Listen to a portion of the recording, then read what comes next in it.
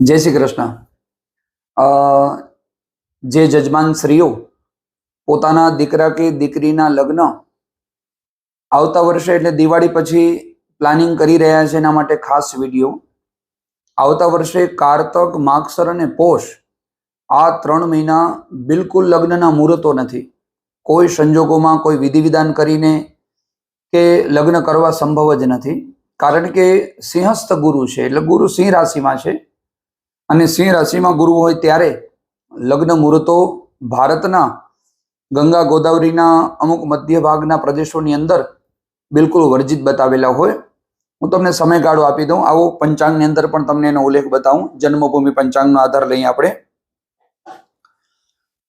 સિંહસ્થ ગુરુ અને લગ્ન મુહૂર્ત સંવત 2083-84 એટલે દિવાળી પહેલા અને દિવાળી પછીના મુહૂર્તોની અંદર ધ્યાનથી જોજો કે સિંહસ્થ ગુરુ એટલે કે સંવત 2083 અને 84 ગુરુ વક્રી માર્ગી થઈને 3 વાર સિંહ રાશિમાં પ્રવેશ કરે છે. સિંહસ્થ ગુરુ દરમિયાન કાન વિંધવા, ચૌલ, જનોઈ, વિવાહ, દેવયાત્રા, વ્રત, ઘર બાંધવું, દેવ પ્રતિષ્ઠા, સંન્યાસ જેવા કાર્યો વર્જિત છે.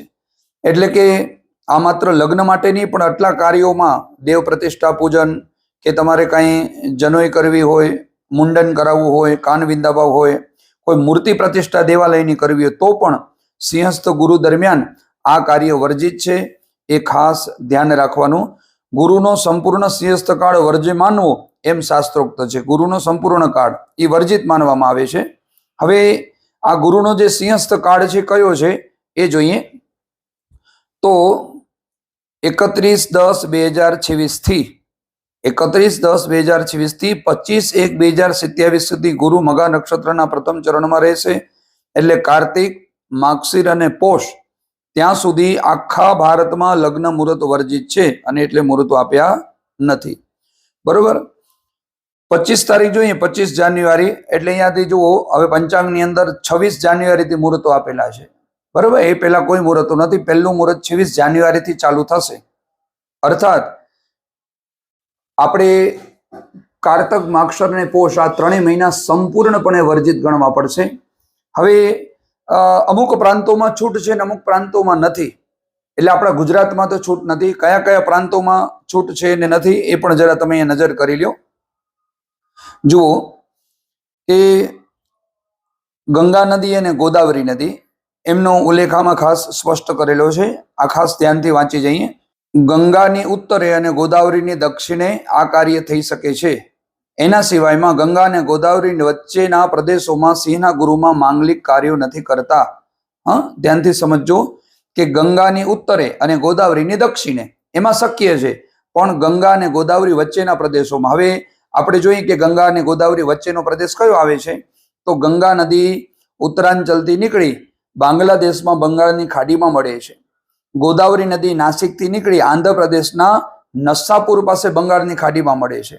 આમ ગંગા ગોદાવરીનો મધ્ય ભાગ એટલે કે ગુજરાત, રાજસ્થાન, મધ્યપ્રદેશ, છત્તીસગઢ, ઝારખંડ, પશ્ચિમ બંગાળ, ઓરિસ્સા, ઉત્તર પ્રદેશ અને બિહારમાં ગંગાની દક્ષિણ તરફનો ભાગ, મહારાષ્ટ્ર અને ગંગાની દક્ષિણ તરફનો ભાગ, મહારાષ્ટ્ર અને ગંગાની દક્ષિણ તરફનો ભાગ, મહારાષ્ટ્ર અને આંધ્રપ્રદેશમાં ગોદાવરીની ઉત્તર તરફનો ભાગ, આટલા પ્રદેશમાં સિંહસ્થ ગુરુ દરમિયાન શુભ કાર્યો વર્જિત ગણવા. સિંહસ્થ દરમિયાન હવે ક્યાં પોસિબલ છે, ક્યાં કરી શકાય એ જોઈ લઈએ કે પંજાબ, હરિયાણા, હિમાચલ પ્રદેશ, જમ્મુ કાશ્મીર, મહારાષ્ટ્ર અને આંધ્રપ્રદેશનો દક્ષિણ ભાગ, મુંબઈ, પુના, કોલ્હાપુર, સોલાપુર, હૈદરાબાદ, કર્ણાટક, તામિલનાડુ, કેરેલા સિંહસ્થ ગુરુમાં શુભ કાર્યો થઈ શકે છે.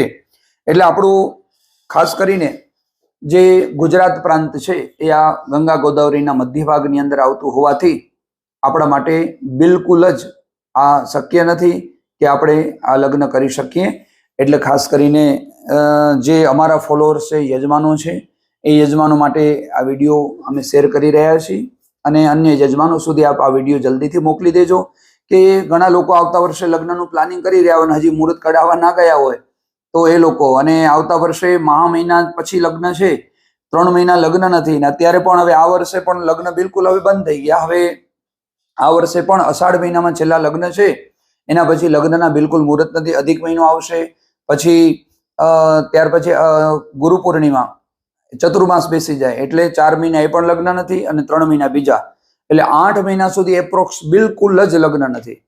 હવે તમે વિચારો 8 મહિના લગ્ન નહીં થાય એટલે પછી જ્યારે મહા મહિનો આવશે ત્યારે લગ્નનો ફ્લો કેટલો બધો હશે. અને લોકો અત્યારથી બધી બુકિંગ ચાલુ કરી ગયા છે. અમારી પાસે આવતા વર્ષના પુષ્કળ મુહૂર્તો, આવતા મહિના વર્ષમાં ફેબ્રુઆરી, માર્ચ, એપ્રિલના કેટલા બધા મુહૂર્તો લોકો લઈ ગયા છે. સમાજવાડીઓ લગભગ બુક કરાવી નાખી છે, રસોયા લગભગ બુક થઈ ગયા છે. એટલે આવતા વર્ષે લગ્નનું પ્લાનિંગ કરતા હો તો અત્યારથી જ સમયસર ચેતી મુહૂર્તો કઢાવી અને બધું બુકિંગ કરાવી નાખજો, નહીંતર આવતા વર્ષે બધું મળવું સંભવ થશે નહીં. જય શ્રી કૃષ્ણ, જય સિયારામ.